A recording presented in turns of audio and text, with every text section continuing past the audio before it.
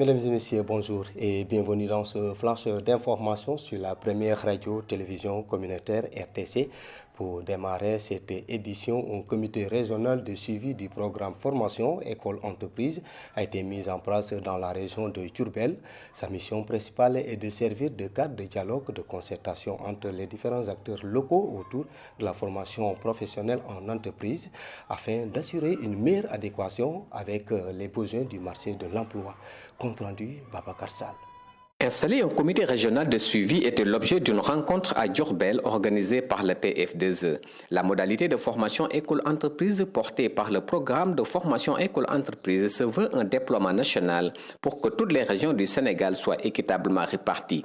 Le responsable du suivi-évaluation est revenu sur la mission du PF2E ce 13 mai 2025 à la salle de conférence de la gouvernance de Diourbel. Ce comité aura pour mission concrète de réunir l'ensemble des acteurs, surtout le secteur privé, à se développer, à se structurer et qu'on puisse former les jeunes de Diourbel dans les métiers pour qu'au moins, dans un contexte de migration qui prend de plus en plus d'envergure, qu'on puisse retenir les jeunes au niveau de Diourbel dans la région car les opportunités existent. Un projet très intéressant et qu'en perspective de la construction prochaine du pôle territoire, des programmes vont y être développés selon l'adjoint au gouverneur chargé du développement qui a présidé la cérémonie. C'est un projet qui vient en son heure et qui nous satisfait. D'autant plus que, comme on l'a dit, nous allons vers la construction prochaine du pôle territoire Diourbel-Louga. Et en perspective de ça, il y a beaucoup de projets et programmes qui vont être déroulés dans ce pôle territoire-là. Et ce programme-là, dual-là, va nous permettre de préparer nos jeunes. Qui dit formation professionnelle parle de filières. À Diourbel, les filières ciblées pour le programme École-Entreprise sont la plupart celles de l'artisanat, contrairement aux autres régions qui ont d'autres potentiels pour se développer. On est dans une région où il est impératif de développer les filières concernant la confection, les structures métalliques, les métiers relatifs aux peaux et aux cuirs, comme l'a décrit le gouverneur. Et ce comité-là va s'inscrire dans cette dynamique d'aller vers cette perspective pour identifier de nouveaux métiers, qu'on puisse enclencher le processus de référentiel pour attirer ces apprenants-là vers ces nouveaux métiers. Le PF2E est une solution efficace qui a porté des fruits depuis 2018 et qui garantit l'insertion durable des jeunes dans les secteurs porteurs. Et puis, la foire des produits agroécologie du département de Podor se tient à Taréji, dans la commune de Guédé Village. Pendant 3 jours, plusieurs acteurs vont exposer des produits variés. L'autorité du préfet, qui a présidé la cérémonie d'ouverture, a salué l'initiative. Il a rappelé que l'agroécologie est désormais une réalité sur le terrain et qu'il faut l'adapter aux besoins locaux pour des productions durables. Pour plus de détails, écoutez Mokhtar Diop au micro de Aminata Ndiaye. La question de l'agroécologie aujourd'hui n'est plus une question qu'on doit situer à un niveau de plaidoyer. Le gouvernement du Sénégal aujourd'hui a fait de l'agroécologie un axe structurant de sa politique agricole. Le coordonnateur de ENDA Pronan, le délégué de la SAED ont mis l'accent autant sur les principes, le premier, et le second sur les réalisations progressives que les structures de l'État, l'effort que les structures de l'État font pour intégrer l'agroécologie dans les modes de production agricoles. On a parlé de la prise en compte de l'agroécologie aujourd'hui dans les documents de politique, érigés en une stratégie et qui a été confirmée par la correspondance que le ministre de l'Agriculture, à travers le secrétaire d'État à l'encadrement paysan, aux coopératives et à l'encadrement paysan, cette lettre qu'il a adressée aux autorités administratives pour accompagner la caravane, mais également accompagner toutes les initiatives autour de l'agroécologie. On est dans la politique agricole. Ça veut dire que l'agroécologie aujourd'hui est à un niveau stratégique de la politique agricole de l'État du Sénégal. Agriculture toujours, une caravane pour soutenir la stratégie nationale d'agroécologie a été lancée à Linguère dans la zone sylvo-pastorale. Elle vise à mieux faire connaître l'agroécologie et à construire une stratégie avec les communautés locales. Le thème choisi est l'agroécologie pour un Sénégal souverain, juste et prospère. Après la cérémonie de lancement, des causeries de sensibilisation seront organisées pour prévenir les conflits entre éleveurs et agriculteurs. Écoutons le préfet de Linguère au micro de Momodou Tchal.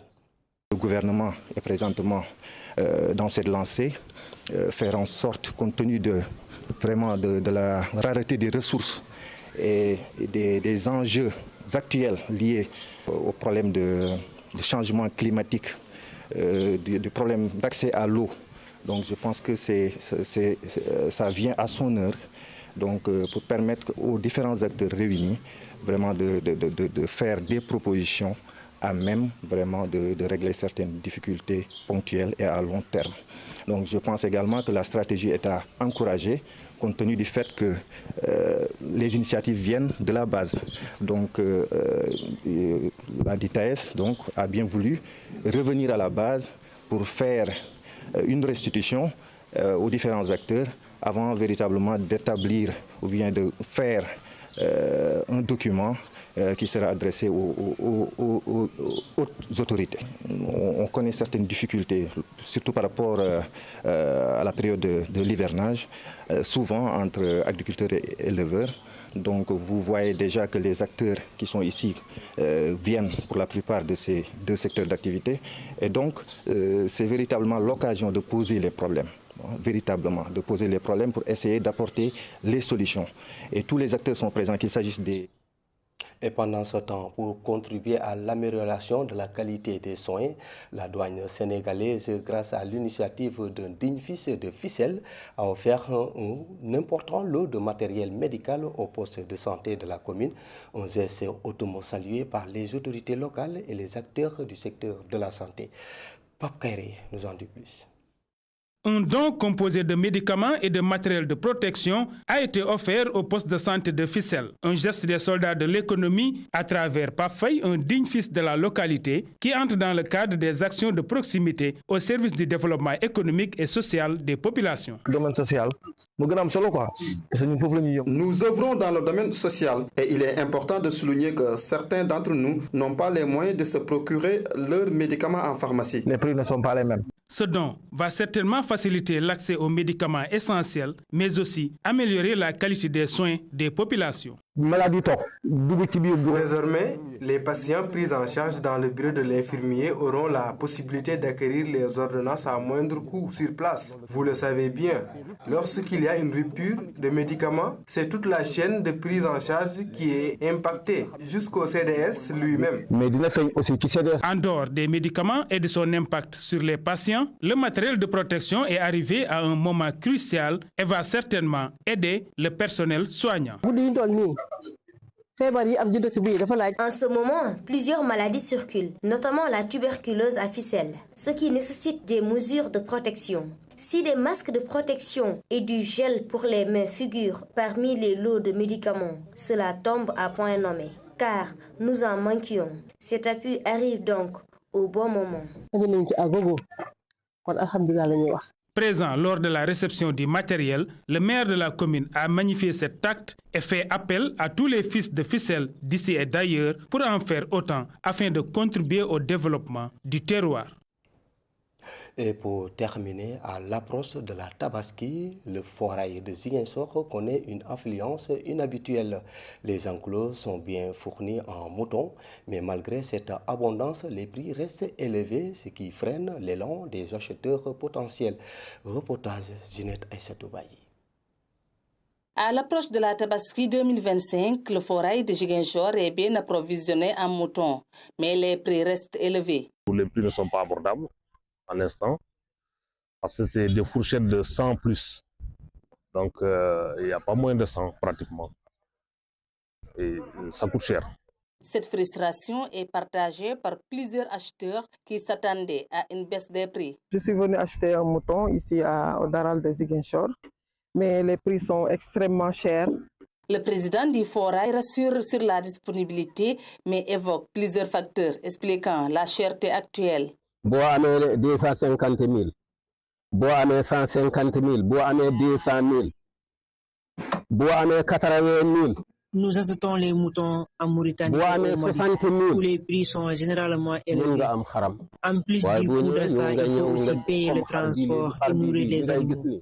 Au voirie de Ziguinchor, les prix varient. Certains moutons coûtent 250 000, d'autres 200 000, 150, 80 et parfois même jusqu'à 60 000 francs. Mais il est impossible de vendre un mouton acheté à 150 000 à seulement 100 000 francs. C'est pourquoi nous attendons généralement les 3 jours précédents la Tabaski pour acheminer beaucoup.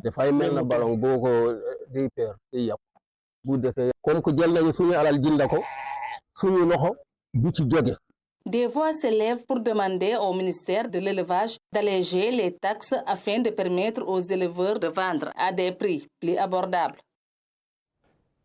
C'est d'ailleurs ce reportage de Ginette Aïssatou Bayi qui met fin à cette édition sur la première radio-télévision communautaire RTC. Tout à l'heure à midi, vous aurez le journal en Polar.